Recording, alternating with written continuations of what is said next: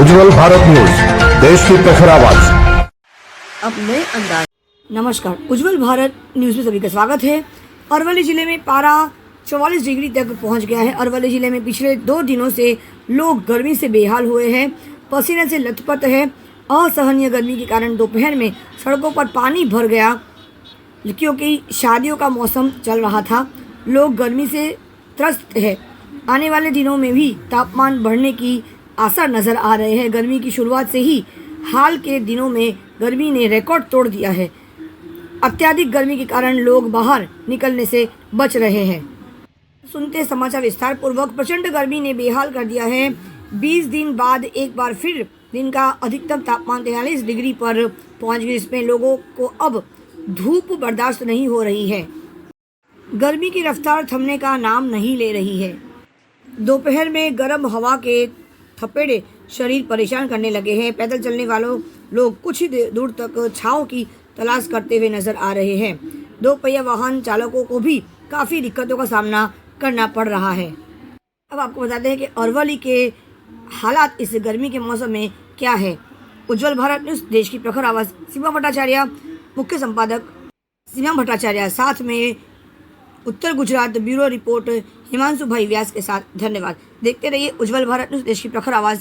धन्यवाद। હું doctor Harish D Shah છેલ્લા 38 વર્ષથી મોડાસામાં પુનીત હોસ્પિટલ ધરાવું છું અને મેડિકલ પ્રેક્ટિસ કરી રહ્યો છું.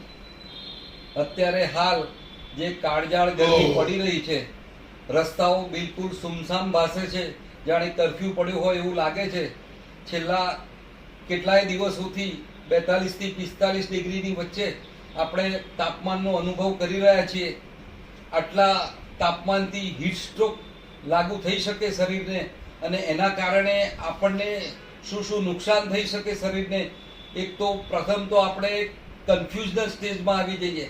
આપણું મેન્ટલ બિહેવિયર બગડી શકે છે એનાથી. એક્સેસિવ સ્વેટિંગ થાય, એના કારણે શરીરના ક્ષાર, સોડિયમ, પોટેશિયમ એમાં ઘટાડો થાય અને એના લીધે હાથ પગ તૂટવા, મસલ ક્રેમ્પ થવા, પગ દુખવા, પીંડીઓ દુખવી એવા લક્ષણો જોવા મળે છે. ત્રીજી વસ્તુઓમાં ખાસ ઝાડા ઉલટીના કેસ આવા હીટ સ્ટ્રોકના લીધે ઘણીવાર આવતા હોય છે. ટેમ્પરેચર, તાવના પણ લક્ષણો સાથે દર્દીઓ આવતા હોય છે હીટ સ્ટ્રોકની અંદર, અને એક્સેસિવ સ્વેટિંગ થતું હોય છે. એવા પણ પરસેવેથી રેપઝેપ થઈ અને ચક્કરના પણ દર્દીઓ આવતા હોય છે. હવે આટલી બધી લૂના કારણે જે લક્ષણો થતા હોય છે, એનાથી બચવા માટે આપણે શું કરવું જોઈએ? પ્રથમ તો આપણે બને ત્યાં સુધી ગરમીમાં બપોરના સમયે ઘરની બહાર ન નીકળવું જોઈએ. બને ત્યાં સુધી જે કંઈક કામ હોય એ સવારના ઠંડકમાં જ કરી દેવું જોઈએ, અથવા સાંજના ઠંડા પહોરે બહાર નીકળવું જોઈએ.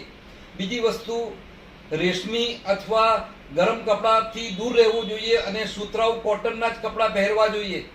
બની શકે તો પુષ્કળ પ્રમાણમાં પાણી પીવું જોઈએ. રોજનું લગભગ 4 થી 5 લીટર જેટલું પાણી પીવું જોઈએ, અને બને તો ઇલેક્ટ્રોલ પાવડરનો પાણીની જગ્યાએ આપણે ઉપયોગ કરવો જોઈએ, જેથી આપણા શરીરના ક્ષાર જે ઓછા થતા હોય છે જે આપણે અટકાવી શકીએ.